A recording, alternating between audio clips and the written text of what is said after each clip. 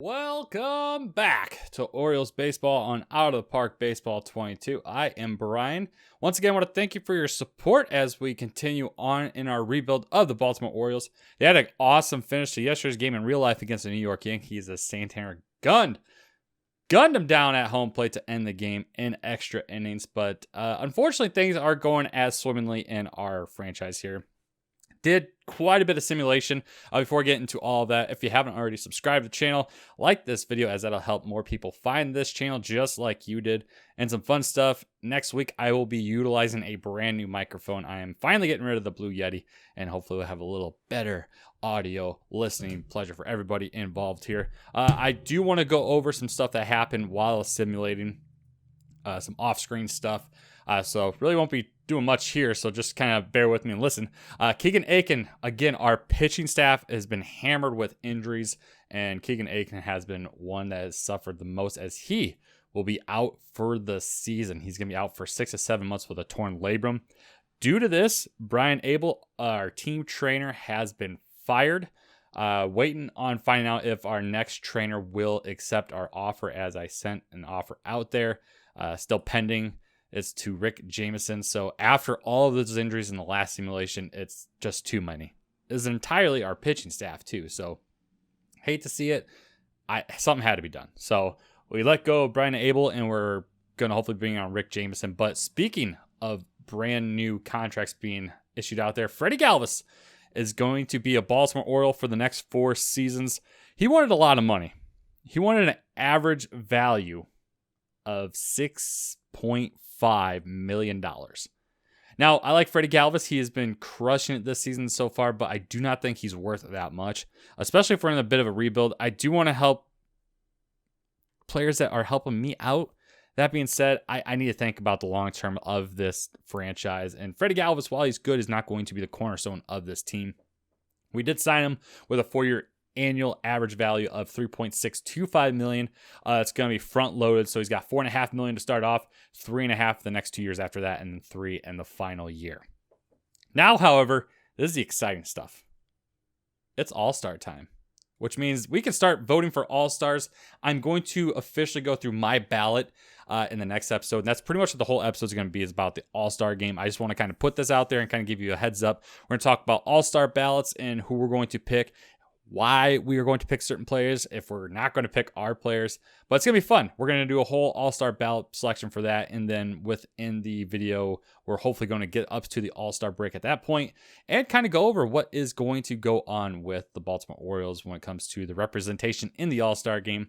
But man, this stuff is so much fun. You don't have this kind of ability to do this like in any other sports game that I'm aware of. Like, you have control over what your thought process is. So like, if you want to see Garrett Cole in the All-Star game, you're not necessarily going to see him, but you can make your case for him, and you might be the tipping point in getting Garrett Cole into the All-Star game, for instance. Now, when it comes to the Orioles themselves, one big thing is going to change for this game specifically. We're playing the White Sox here. Now, I guess I'm kind of getting ahead of myself. I guess I can show you the quick simulation results. We're 24 and 27. We're still kind of floating around that 500 mark, which isn't too bad. We simulated up to game 3 of the White Sox series. I said we're going to go to the opening game of it, but I wanted to start Chris Davis and kind of see what we can start here, because Chris Davis is officially uninjured. We skipped the rehab assignment. We're going to see what he can do in the designated hitter spot against the Chicago White Sox, the AL Central leading White Sox, and kind of give you an idea how well they're leading. Take a look at the standings in Major League Baseball. They are atop of the Central just by 1 game, though. So the Twins are in the hunt with them. We are 9.5 out of the Tampa Bay Rays.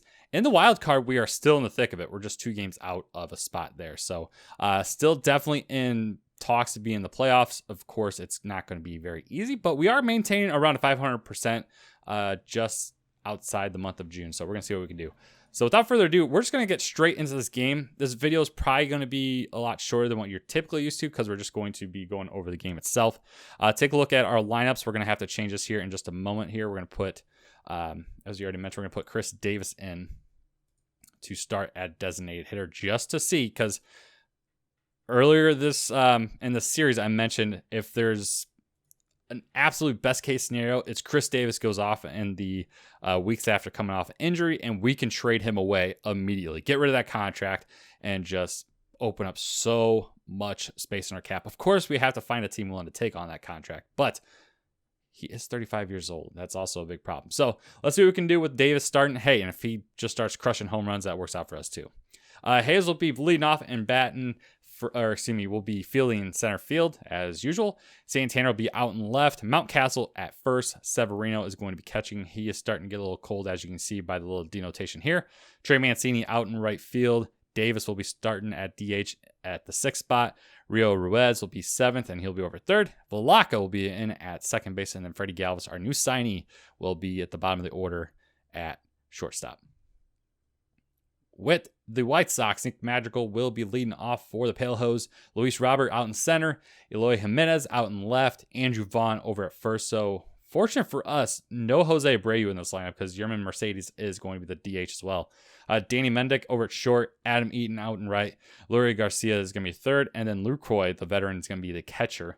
And then Lance Lynn on the mound for the Chicago White Sox. We're here at Guaranteed Rate Field on the south side of Chicago. Built in the early 90s after Comiskey Park was torn down in 1990. Chicago White Sox lead the AL Central. We are in 3rd in the American League East. And Austin Hayes rips one deep to right and a leadoff home run for the Orioles on the first pitch of the game. Would you believe it? Austin Hayes. And Austin Hayes is one of the top vote getters for the All-Star game right now. And it's reasons like that. Austin Hayes, unbelievable start for the O's. This one hit on the ground towards 3rd. Throw to first won't happen. And that'll be an infield single as Ruiz couldn't get rid of it. Madrigal on base with a single. They'll bring up Luis Robert. And the runner goes. Throw to second. Won't be in time. And Madrigal steals second very easily. Immediately getting rid of the force. And Luis Robert has the tying run at second. Popped way up there for Austin Hayes. Should be playable. And it will not be tested by Nick Madrigal. Eloy Jimenez digs in. He'll look at strike 1. This one inside on Jimenez. Popped up towards Hayes. And that one just off the top of the fence. That will stay in. And that's going to tie the ball game up. And it'll be a triple to score Madrigal. Wow, he missed a home run literally by inches. And just like that, it's a tie ball game. And that one gets by Severino, and that's going to give the White Sox a 2-1 lead. And a wild pitch from Lothar makes it a 2-1 score. This one grounded towards short. Galvis to first in time for out number 2. A play is not made to second, as Lucroy will be there at second, and the runner will score. It's 3-1 White Sox. Counts 2-1.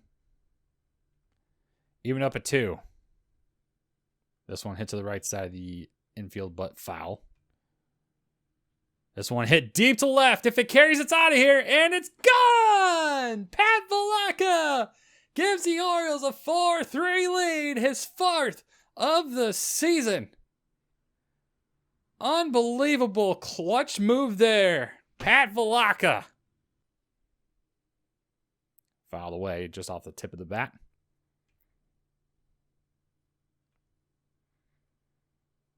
This one hit high. It's got a chance. And the White Sox, just like that, Lurie Garcia saw the 3-run home run by Velaka and said, I can do that too. And the White Sox take the 2-run lead. And that'll be the last time I pump up a pitcher. Digs in, and that one's up the middle. Another base hit. Every man has come up, and every man has gotten on base for the White Sox. Runners on the corners at the 7-4 lead. 4 runs have come through. This one hit well in the center field. Hayes will have to play in front of it. And another run will score. And I can't believe he threw that all the way in. That should have just been cut off.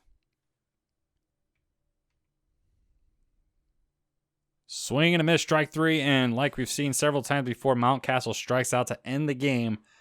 And the Orioles just completely stymied here. I don't know what happened.